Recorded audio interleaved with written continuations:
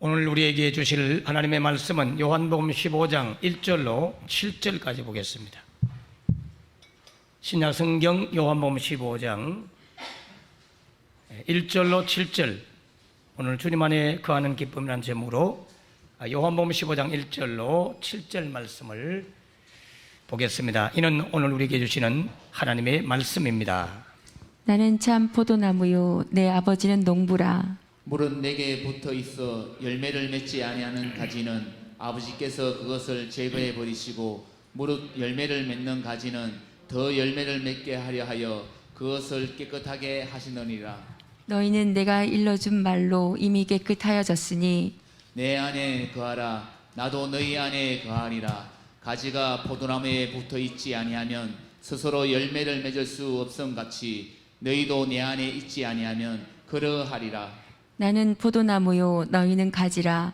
그가 내 안에 내가 그 안에 거하면 사람이 열매를 많이 맺나니 나를 떠나서는 너희가 아무것도 할 수 없음이라. 사람이 내 안에 거하지 아니하면 가지처럼 밖에 버려져 마르나니 사람들이 그것을 모아다가 불에 던져 살아나니라. 너희가 내 안에 거하고 내 말이 너희 안에 거하면 무엇이든지 원하는 대로 구하라. 그리하면 이루리라. 아멘.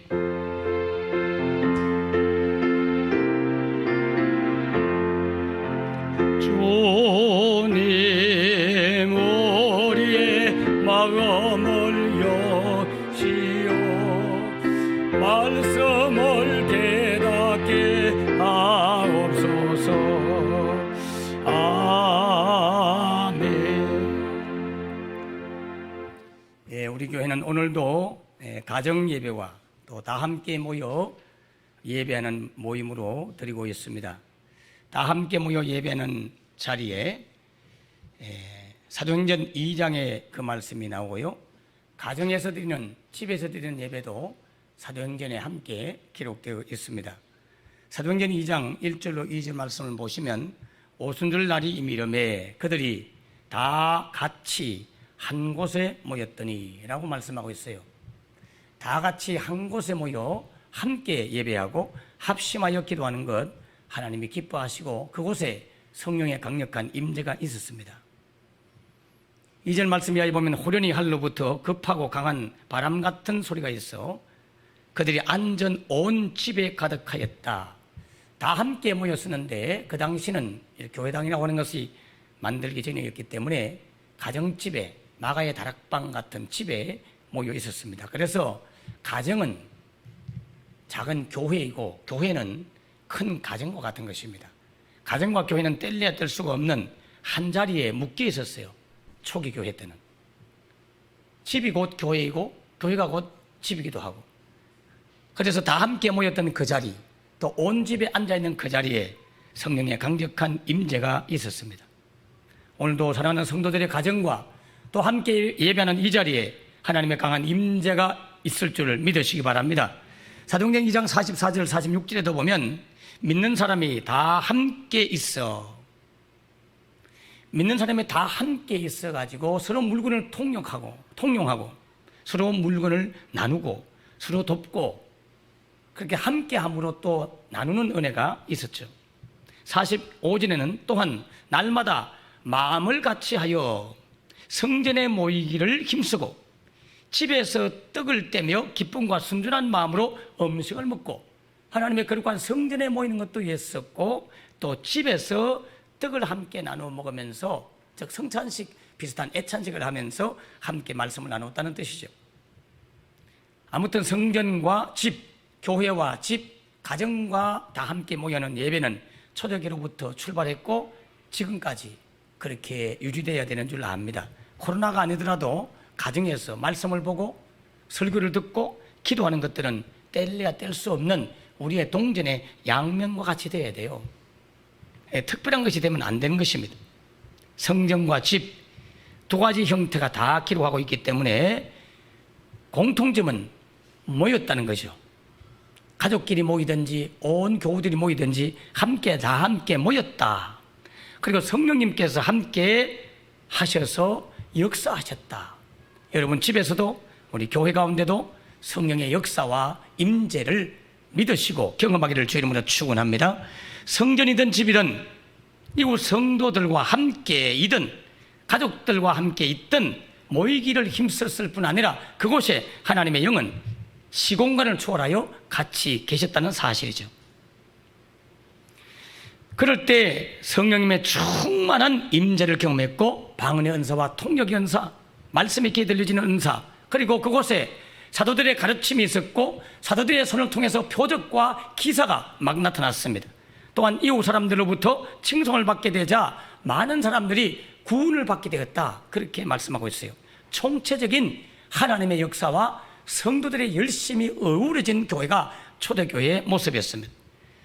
여러분, 코로나19 현황을 경험하면서 그저 교회에서 주일날 때우기식의 한 예배만 드린 걸로 만족했던 우리가 이제 가정에서 연장선으로 함께 예배하고 직장에서도 아버지의 말씀을 듣고 묵상하는 그러한 교회와 세상이 구분되지 않는, 분리되지 않는 그러한 하나님과 동행하는 삶이 여러분 가운데 주어지기를 주 이름으로 축원합니다. 특별히 가정에서 예배하면서 놀라운 성령의 체험을 한 대표적인 모범적 가정이 고넬료 가정이었죠. 사도행전 10장 1절 이하에 보면 가이사라에 고넬료라고 하는 사람이 있었어요. 이탈리아 부대의 백부장이었죠. 군대의 장군이었습니다. 100명을 거느리는 장수였다 이 말이죠. 2절, 그가 경건하였습니다.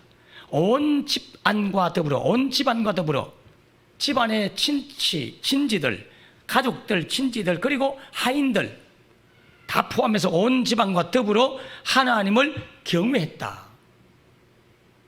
교회 안에서만 아니라 그가 생활하는 생활 공간 안에서도 온 집안의 사람들이 다 하나님을 두려워하며 섬겼다는 거죠. 경외, 두려워할 외자, 공경하면서 두려워하면서 하나님을 섬겼던 사람이었습니다. 그러면서 또한 예수 그리스도의 사랑을 실천하는 백성을 구제하는 일을 많이 했습니다. 그리고 하나님께 항상 기도했어요. 기도는 비상낙하산이 아니라고 제가 말씀드렸습니다. 기도는 비상보트가 아니에요. 기도는 배가 뒤집어지면 입는 구명 조끼가 아닙니다. 기도는 항상 입고 다녀야 되는 거예요. 항상 하는 것이 기도입니다. 기도의 제1목적은 하나님과의 사귐이에요. 우리는 기도하면 하나님께 뭘 얻어내는 것으로 생각하는데 기도의 제1목적은 하나님과 친밀한 동행입니다. 하나님과 교제예요, 교제. 그렇기 때문에 기도는 놓치면 안 돼요. 일주일 내내 하나님을 생각지도 아니하고 한 번도 기도하지 않는 것은 그만큼 하나님과 친하지 않는다는 증거고 사귐이 없다는 거예요. 그러다가 덜 큰 일을 당하면 그때서 부랴부랴 도와달라고 구명조끼를 막 입고 비상낙하산을 펴고 하는 그런 식의 기도가 성경에서 말하는 기도가 아닙니다. 매사에 범사에 모든 일에 주님께 기도하고 감사하고 주님을 생각하고 인식하고 주님께 부탁하고 주님께 사랑 고백을 하기를 주 이름으로 축원합니다. 그게 진정한 기도예요. 그렇지 않으면 어린아이거나 아예 믿음이 없거나. 사도행전 10장 고넬료 가정 계속 이어서 살펴보면 24절, 27절, 33절 제가 보겠습니다. 이튿날 가이사라에 들어가니 고넬료가 그의 친척과 가까운 친구들을 모아서 기다렸다. 베드로가 기도하다가 성령의 음성을 듣고 이방인하고 본래 유대인들은 사귀면 안 되지만은 특별히 내가 이방인에게 너를 보낼 테니 가라. 그렇게 해서 환상 중에 불길한 짐승을 먹도록 하는 그 환상을 보고 아, 이방인을 내가 만나도 되는구나 라는 깨달음을 얻고 베드로가 고넬료 가정에 가보니까 친구들도 모아놓고 친척들도 모아놓고 가족들도 모아놓고 기다리고 있었어요. 여러분, 우리는 종종 주일날 친척만 찾아와도 교회를 안 나와. 친구가 와도 안 오는 분이 있어. 가족 중에 뭐 시어른이 와도 교회를 못 오는 분들이 있어요. 이건 올바른 믿음이 아니에요. 도리어 친척이 오거나 친구가 오거나 집안에 어른들이 오면 교회를 모시고 와야 돼요. 사실은 그분들을 핑계대면서 예배에 오자는 것은 그분들을 불행하게 하는 거예요.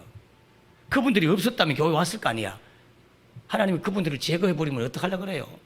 그러니까 고넬료처럼 친척과 가까운 친구들, 가족들 다 모아놓고 말씀을 듣는 그 일을 위해서 준비하는 이런 모습들을 우리가 보일 필요가 있는 것이죠.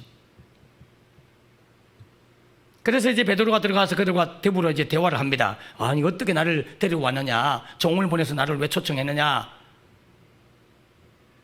고넬료도 똑같은 환상을 보고 베드로도 똑같은 환상을 보고 서로가 만나서 하나님의 그 뜻을 알게 되죠. 그래서 더 놀라워하면서 영광을 돌리면서 더불어 말씀을 나눕니다.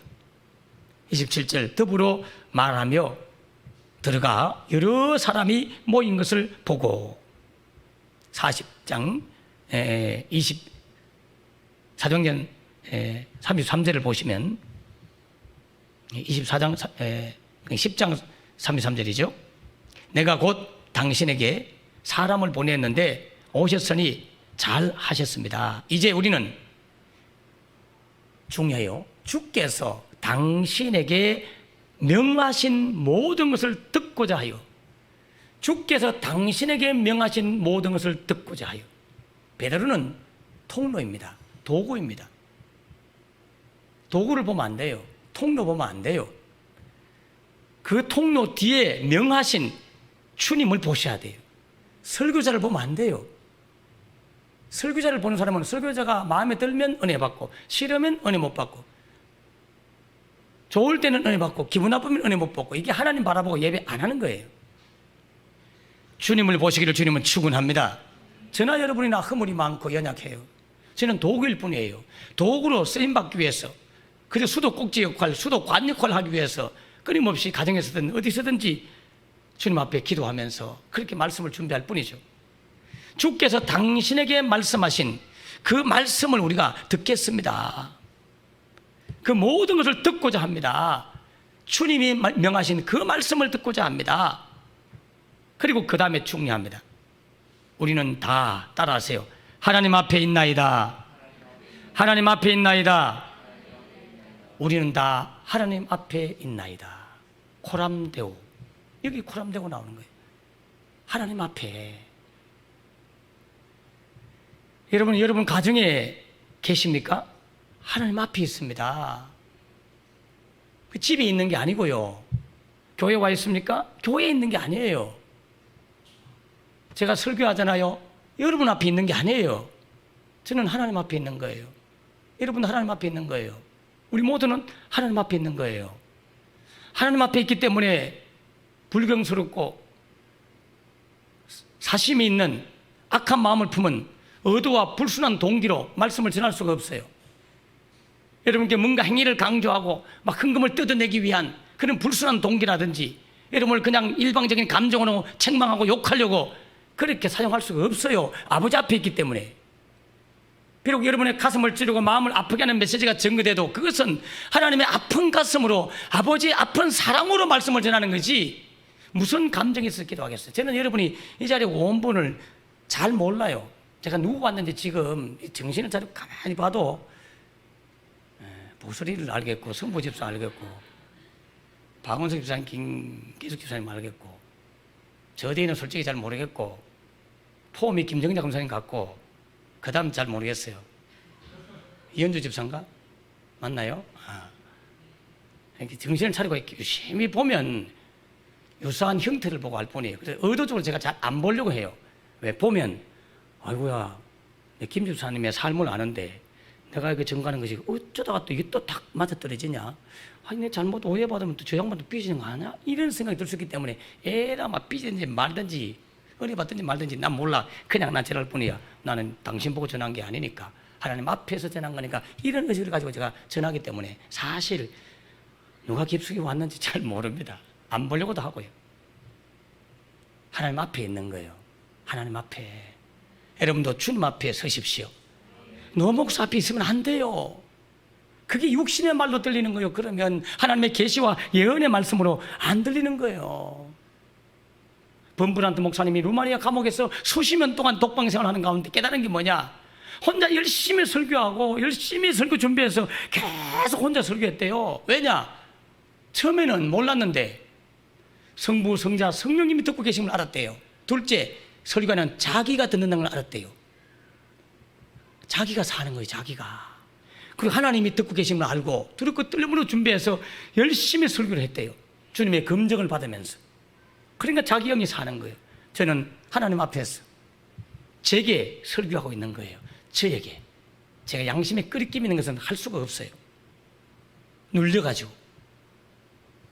우리 모두 고넬료의 고백처럼 다 하나님 앞에 있나이다. 주께서 당신에게 명하신 말씀을 전하여 주시옵소서. 이 고백이 있기를 주 이름으로 축원합니다. 그래야 가정에 있든지 교회에 뭐 있든지 하나님이 역사할 줄 믿습니다. 고넬료 가정에 역사했던 하나님은 이런 자세와 이런 태도로 예배할 때 그곳에 역사하는 거예요. 그러면서 베드로 앞에 엎드려 절을 하니까 이러지 말라고. 당신이나 내나 똑같은 사람이다. 하나님만 바라보자고. 그래서 베드로가 설득을 해서 함께 아버지의 말씀을 전합니다. 복음을 전해요. 예수님이 어떤 분인지 구약 성경부터 쫙 예수의 십자가의 죽음과 부활까지를 전해줍니다. 전하고 나니까 사도행전 4장 44절 이하에 베드로가 이 말씀을 할 때에 성령이 말씀 듣는 모든 사람에게 내려오시니, 아버지 앞에서 말씀 듣는 자에게 성령의 임재가 있습니다. 여러분, 성령의 임재가 있습니다. 느끼십시오. 경험하십시오. 감동을 받으십시오. 주께서 명하신 대로 주 앞에 있나이다. 이 고백이 진실로 있으면 성령의 임재를 경험할 수 있어요. 지금도. 증거하는 저에게도 하나님의 임재를 경험할 수 있고, 듣는 여러분도 성령의 임재, 성령의 오심을 경험할 수 있습니다. 고넬료가 그 샘플이에요, 여러분. 45절 베드로와 함께 온 할례받은 신자들이 이방인들에게도 성령의 부어주심을 듣고 그들이 심히 놀랐다고 기록하고 있습니다. 주님께서 베드로에게 명하신 모든 것을 듣고자 다 하나님 앞에 있나이다. 이 고백이 절실히 필요한 시대가 지금 시대입니다. 예루살렘에서도 말고 여기서도 말고 저기서도 말고 영과 진리로 성령을 의지하고 진리 대신 알레데야, 진리 대신 예수 그리스도를 의지하고 예배하는 그 자리, 주의 성령의 임재가 있으심을 깨달으시기 바랍니다. 동료 목사님 한 분이 그런 이야기 하더라고요. 20여 년 전에 양산 중앙교회 부목사로 있었는데 자기 그 아들이 그때 3살, 4살쯤 됐대요. 지금 그 아들이 한 25이나 뭐 있었으나 이렇게 우리 혜송이하고 비슷한, 혜송이가 오빠라고 하니까 조금 더 많겠네요. 25, 6살 같아. 그 아이가 3살, 4살 때 항상 2층으로 올라가는 계단에, 그 난간에 거기에서 늘 이렇게 놀았대요. 계단 올라가면 손잡이도 있잖아요. 그러면 거기를 이렇게 손잡이를 붙잡고 계단에 이렇게 올라갔다 내려갔다 하면서 노는데, 주일이나 수요일 같은 날도 거기서 항상 노는데 교인들이 막 예배 때마다 막 이렇게 이제 오잖아요. 어떤 분 막 오는데 이래 살펴본대요. 조그만 꼬마아이가. 그러다가 여성분들이, 물론 샌들 신고 그러면 여성분들은 그렇게 뭐 다니는 게 큰 실례가 아닌 줄 압니다만은 그 2층에는 뭐 신발을 벗고 올라가는 곳인지 모르겠어요. 시골 교회니까. 근데 이렇게 딱 보다가 양말을 안 신고 막 오는 교인 있잖아요. 그러면 양말도 안 신고 왔네? 이렇게 하는 거예요. 혼자말로 양말도 안 신고 교회 오네? 이렇게 애가. 그리고 어떤 분은 양치를 못 해가지고 급하게 막 오다가 껌을 이렇게 차에서 막 이렇게 내가 씹으면, 껌 씹으면 안 되는데 이렇게 해요.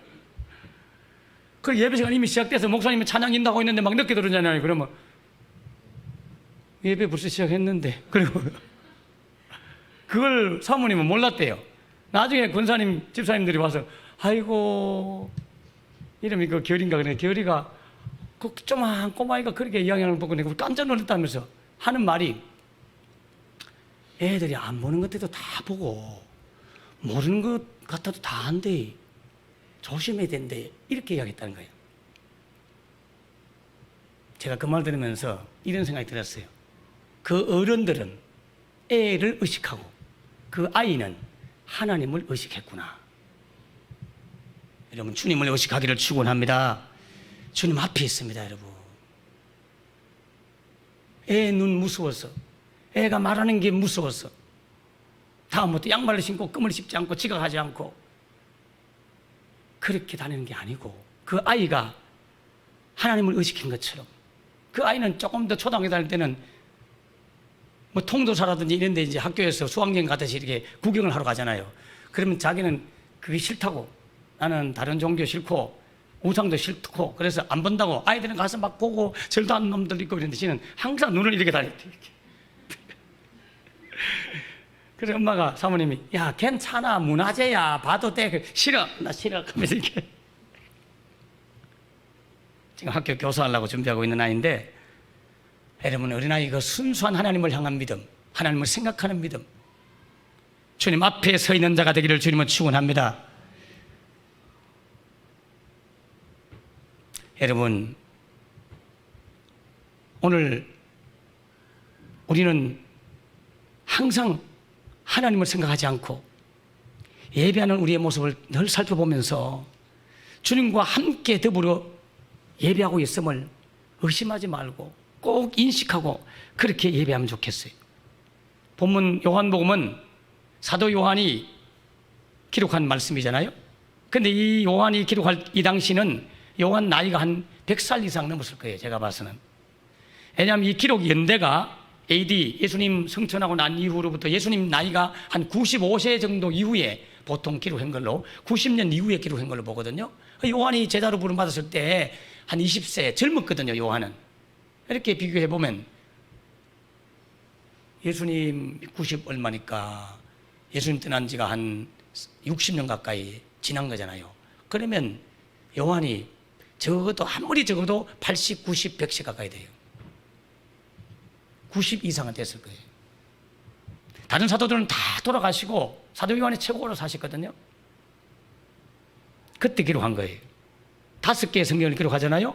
요한복음, 요한 1, 2, 3서, 요한계시록 5권의 성경을 기록하는데, 이 사도 요한이 요한복음을 기록할 당시는 이미 사도행전도 있었고 마태, 마가, 누가, 공관복음도 있었고 사도 바울이 기록한 바울 서신도 다 있었습니다. 바울은 이미 다 순교했고요. 그래서 예수님이 어떤 분인지, 예수님의 행적이라든지 예수님의 십자가 사건이라든지 부활이라든지 믿음으로 구원받는 길이라든지 이런 모든 것들을 이미 교인들은 알고 있었어요. 복음의 진리를 다 알고 있는 시대에 이 성경이 기록된 거예요. 아무래도 요한이 연세가 자꾸 많아지고 돌아가실 날이 가까우니까 초대교회 교인들이, 사도 요한 제발 우리한테 당신이 직접 만났던 그 예수님에 대한 이야기를 좀 알려주세요.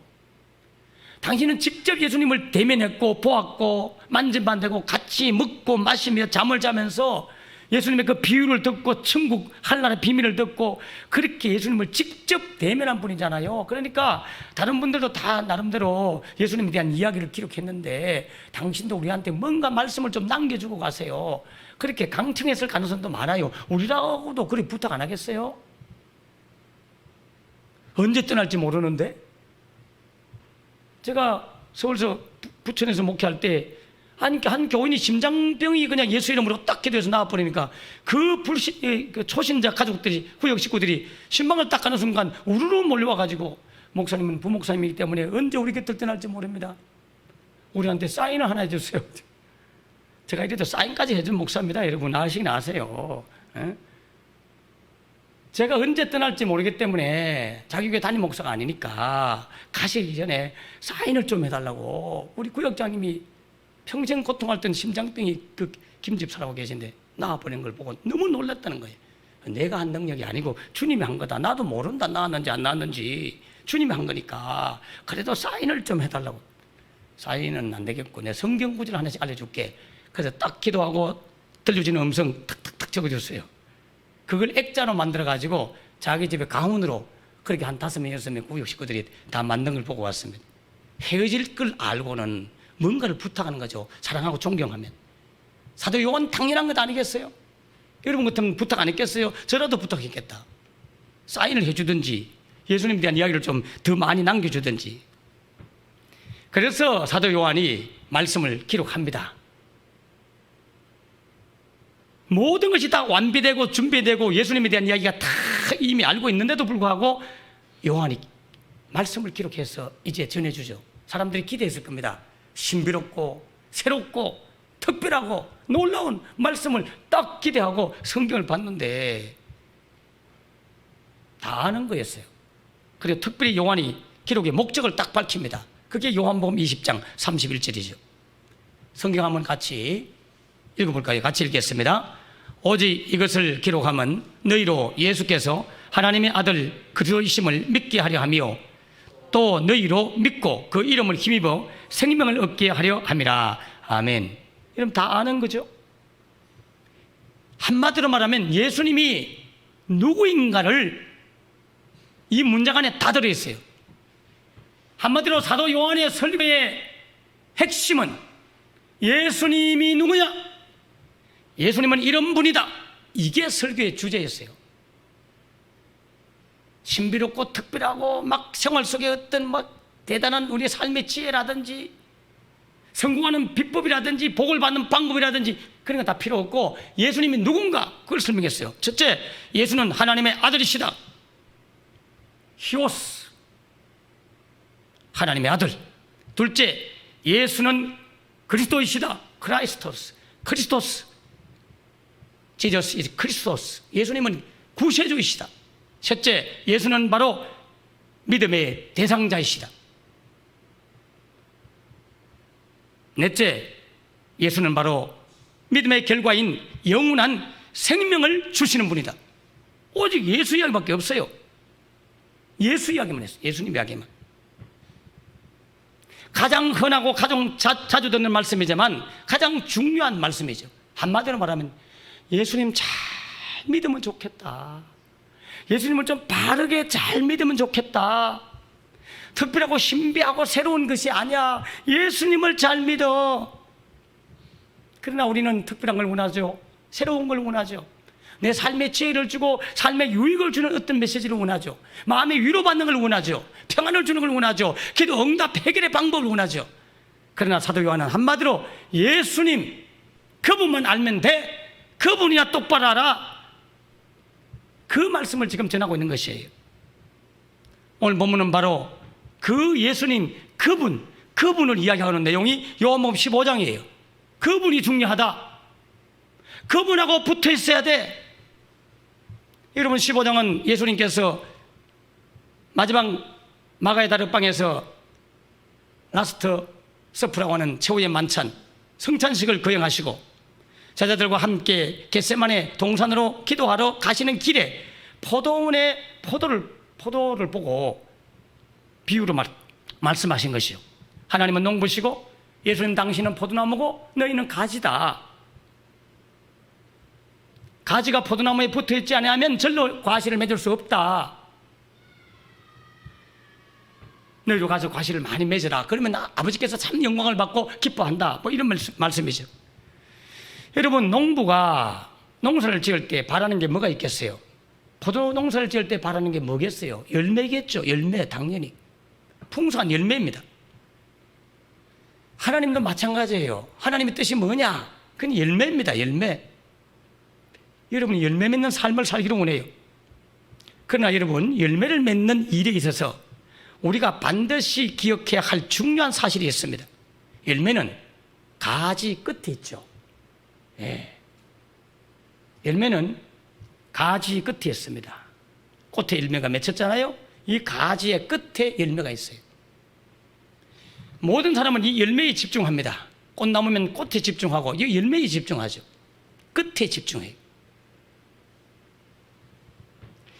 여러분 그러나 가지가 열매를 맺는 일에 정말 집중하고 수고해야 되는 것은 이 끝이 아니고 바로 이 안쪽입니다. 안쪽 원줄기에 붙어있는 이 부분이에요. 이 부분. 내가 늘 설교하지만 이 부분이 집중해야 여기 열매가 맺혀요. 근데 우리는 이걸 자꾸 먼저 보는 거예요. 이 결과에 너무 집중하는 거예요.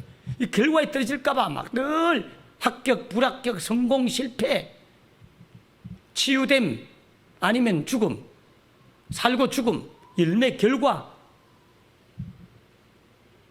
아니에요. 출발을 봐야 돼요. 출발을.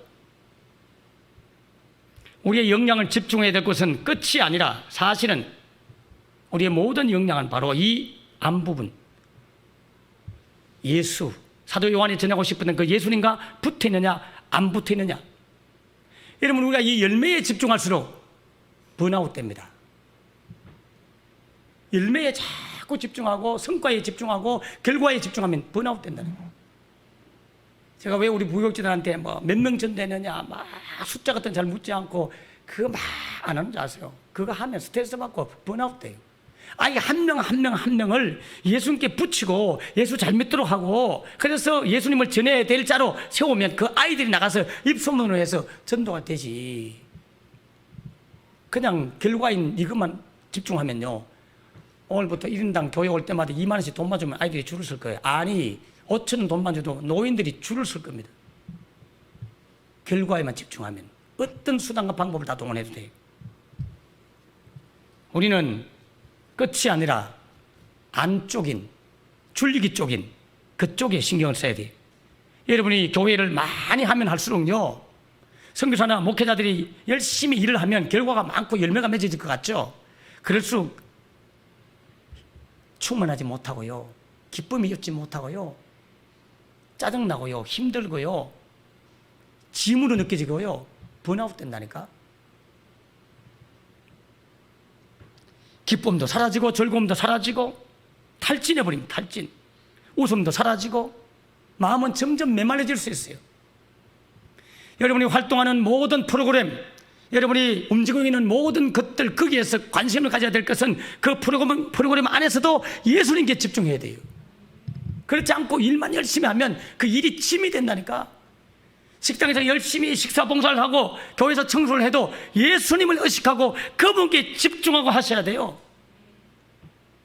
전도하든지 선교하든지 뭘 하든지 공부를 하든지 성경 공부를 하든지 뛰어다녀도 예수님께 집중하는 의식 없이 그 일 위주로 하면 너무 지치고 힘들어요. 기쁨이 사라진다니까. 내가 사랑하는 주님, 나를 기뻐할 주님, 그분을 생각하면 좋잖아요. 행복하잖아요. 가슴이 설레이잖아요. 그분을 생각하면.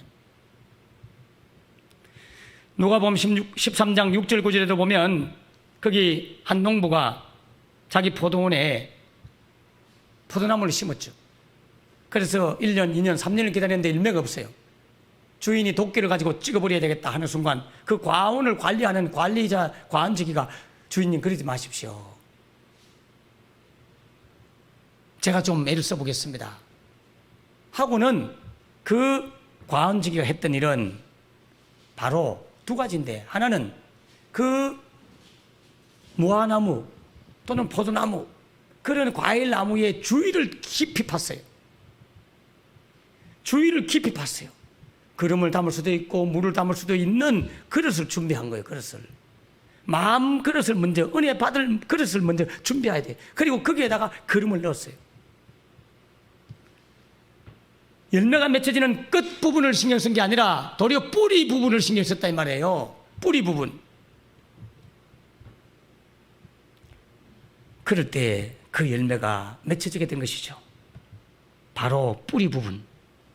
우리가 열매를 맺기 위해서는 집중해야 되는 위치는 바로 가지 끝이 아니라 안쪽이고 나무에 붙어있는 자리이고 뿌리 부분인 것입니다. 원줄기, 그리움, 그곳에 집중하셔야 돼요. 나무와 붙어있는 바로 그 자리, 거기서 모든 것이 결정됩니다. 오늘 사도 요한은 바로 예수님, 그분이 나무의 원줄기이기 때문에 그분 안에 모든 것이 있다. 그분에게 집중해라. 그래서 예수가 누구인지, 하나님의 아들이요, 우리의 구원자이요, 믿음의 대상자이요, 믿음의 결과로 구원을 주시는 분은 오직 예수님이다. 이걸 알려주기 위해서 오늘 요한복음 15장도 말씀하고 있는 것입니다. 골로새서 2장 3절에 보면 주님 안에는 지혜와 지식의 모든 보화가 감춰져 있느니라. 예수 안에 모든 지식과 보화, 하나님 안에 모든 지식과 보화가 감춰져 있습니다. 여러분의 삶의 지혜도 주님 안에 있고요, 자녀 양육의 방법도 주님 안에 있고, 인생의 모든 것들도 주님 안에 있습니다. 주님께 자꾸 집중하고 그분과 사귀고 그분과 기도하면 하나님이 지혜를 주고 길을 여시고 여러분의 문제를 해결해 줘요. 주님께 집중하면. 그런데 우리는 기도할 때 주님 당신을 원합니다, 이게 아니고 당신이 주시는 그 결과를 원합니다, 이게 많잖아. 솔직히 말하면 자녀가 뭐 취업을 두고 앞장서고 뭔가 뭐 시험을 두고 이러면 합격하게 해주십시오. 주님, 당신의 뜻을 알기를 원하고 당신의 뜻대로 일하기를 원하고 당신 안에 붙어기를 원하고 당신을 사랑하는 자녀가 되게 해주십시오. 그러면 주님이 그 시험에는 떨어질지 몰라도요, 그 회사에는 안 되는지 몰라도 걔를 평생을 하나님 인도한다니까. 주님께 맡기면. 할렐루야. 우리는 눈앞에 있는 당장의 어떤 열매를 아니에요. 주님 안에 거하도록 기도하셔야 돼요. 시편 16편 11절에도 주께서 생명의 길을 내게 보이시려니 주의 앞에는 충만한 기쁨이 있고 주의 오른쪽에는 영원한 즐거움이 있다.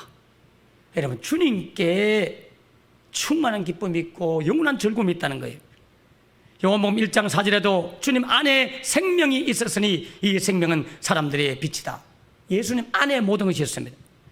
주님께 기쁨, 즐거운 생명, 치유, 회복, 이 모든 것들이 주님 안에 있습니다. 여러분, 지지난 주간에 치유 기도하면서 경험했던 한 분을 잠깐 소개하고 싶어요. 주님 안에 일이 있는 거예요. 저 반야월 쪽에서 오시는 1시간 반 이상씩 차를 타고 오시는 분이신데 그분이 처음 왔을 때 모습을 한번 보세요. 주님 안에 저 보세요. 자세 보세요. 그리고 얼굴을 잘 보세요. 근데 두 번째 기도받고 나오니 모습이 딱 똑바르죠. 물론 저분은 등이 이렇게 곱사등처럼 나온 분이기 때문에 저게 이제 앞으로 계속 오면 들어갈 수도 있는데 아직 그 단계는 아니에요. 단 허리도 아프고 이래가지고 자세가 저랬던 분이 똑바로 서게 돼요. 두 번째 얼굴을 한번 보세요. 이건 잘 안 보일 거예요, 사실은. 유튜브로 보면 더 잘 보일 건데 얼굴을 그 다음에 보시면 얼굴이 비대칭이고 일그러져 있고 다 삐뚤어졌어요. 3번 기도받고 얼굴이 완전, 여러분 지금 뽀섭 처리한 거 아닙니다. 똑같이 그대로입니다. 윤기도 다르고 색상도 다르고 얼굴 형태도 전혀 다른, 앞에는 할머니고 뒤에는 아줌마로 바뀌어져요. 주님 안에 치유가 있고 기쁨이 있고 즐거움이 있고 생명이 있고. 할렐루야. 저는 치유를 말하고자 함이 아니에요. 주님 안에 있을 때 역사한다는 거죠. 주님이 역사하는 걸 말하고 싶은 거예요. 지난주 제가 목요일 날 그 엿을 이렇게 사와가지고 친구 목사님들 나눠주고 남은 걸 냉동실에 넣었다가 그걸 데펴 먹으려고 전자레인지에 넣어서 데폈어요. 근데 거기에 비닐이 있었거든요. 비닐이 있어가지고 이제 못 모르고 딱 끄집어냈는데 그 엿이 녹은 엿과 비닐과 함께 내 손에, 그 비닐을 벗기면서 엿하고 내 손이 딱 붙은 거예요. 이쪽 손가락에 껍질이 훌러덩 벗겨진 거예요. 화상을 입었어요. 사진 한번 볼까요? 얼마나 고통스럽던지. 여러분, 따가워서. 그래서 냉장고에 냉수를 꺼내가지고 손을 막 탁 담궜어요. 여러분, 그 따가워서 한번 경험해 볼래요? 지금 생각해도 막 썰이고 따갑고 껍질이 벗겨졌는데 뭐 흰 껍질이 휙 나타났다니까요. 그래서 물에 담그면 그게 마비가 되는지 덜 아파요. 희한해요. 꺼내면 아파요. 근데 제 마음에 이런 확신이 자꾸 오는 거예요. 옛날 경산에 있는, 옛날이 아니 한 몇 달 전에 경산에 계신 목사님이 자동차가 시동이 꺼지는 바람에 거기 물 주는 그 본댔든지 뭐 일구는 기계 그걸 이렇게 열다가 화상을 입었었거든요. 왼손이. 식당에서 밥 먹는 가운데 이래 아파가지고 막 하는 걸 치유기도를 선포했는데 딱 5분도 안 지나서 싹 통증이 사라지고 그 다음날 전화가 왔어요. 병원 안 가고 다 나았다고. 그게 자꾸 생각나서 그래 뭐 기도하면 되는데 뭐 지금 이거 좀 정리해 놓고 앉아서 기도하자. 그리고는 앉아서 기도를 했어요. 근데 신기한 거는 3분, 5분 점점 줄어들고 15분 되니까 통증이 완전 사라지고 그 다음날 되니까 껍질도 싹 벗겨지고 지금 요래 깨끗한 손으로 목금토일 4일 됐지만 실제는 이튿날 금요일 날 다 나왔어요. 하나님은 살아계십니다. 주님 안에서 역사하는 거예요. 제가 치유의 능력 이걸 말하는 게 아니라 저는 작은 일이든 큰 일이든 되든 안 되든 일단 무조건 기도해. 무조건 아프다 그러면 일단 기도하죠. 뭐 안 고쳐도 주님이, 고쳐도 주님이. 할렐루야. 뭐가 안 풀리면 주님 앞에 기도하는 거죠. 시동이 안 걸린다 기도해 보는 거지 뭐. 걸리면 주님, 안 걸려도 주님 뭐 이러면서 무엇이든지 주님 안에 거하십시오. 이 말은 늘 매사에 범사에 모든 일에 주님을 의식하고 그렇게 해야 된다는 뜻이에요. 예수께 집중하십시오. 우리가 게으르기 때문에 메마른 것이 아니에요. 도리어 더 부지런하기 때문에 도리어 번아웃이 되고 메말라지고 탈진하는 거예요. 주님 앞에 머무르는 시간이 적고 열심히 일하고 활동한다고 해서 풍성해지지 않아요. 주님 앞에 머무르는 시간을 가지십시오. 이번 코로나19 현상은 바로 멈추고 주님과의 사귐이 부욕해 하는 그런 시간이 아닌가 싶습니다. 저는 그런 생각이 들어요. 저는 지금이 더 많이 설교를 준비하고 더 많이 신경 쓰고 더 많이 기도하고 더 많이 애쓰게 돼요. 교인들 자주 못 만나고 막 이렇게 못하니까 집에서도 늘 뭐 새벽 거의 2시 40분 3시 되면 일어나요. 그리고 성경 봐요. 설교 준비해요. 또 설교 들어요. 딴 것도 듣고 자료도 살펴보고 방해받는 사람이 없으니까 또 너무 좋아 또 그러면은 여러분 지금이 바로 그런 때인 것입니다. 주님 안에 거하십시오. 이 멈춤이 게으름이 되지 말고 주님과 깊은 사귐이 되고 교제가 있는 시간 되기를 축원합니다. 주님 안에 충만히 거하는 계기가 되기를 축원합니다. 그래서 잠잠히 그분의 음성을 듣고 깊은 하나님과의 교제를 경험하면서 매사의 삶 속에서 역사하시는 주님을 경험하기를 주 이름으로 축원합니다. 그 다음 구절은 다음 주에 다시 공부하도록 하겠습니다. 기도하겠습니다. 자비로우신 하나님 아버지, 은혜와 사랑을 감사합니다. 잠잠히 주님의 음성을 기다립니다. 모든 교회 활동 프로그램을 멈추고 이제 주님 앞에 교회의 도움도 목회자의 도움도 받지 못하는 이러한 시간이 왔습니다. 서로 만날 수도 없고 신방도 마음대로 갈 수 없는, 병원에 계셔도 마음대로 찾아갈 수 없는 그런 홀로 서기를 해야 될 시점이 왔습니다.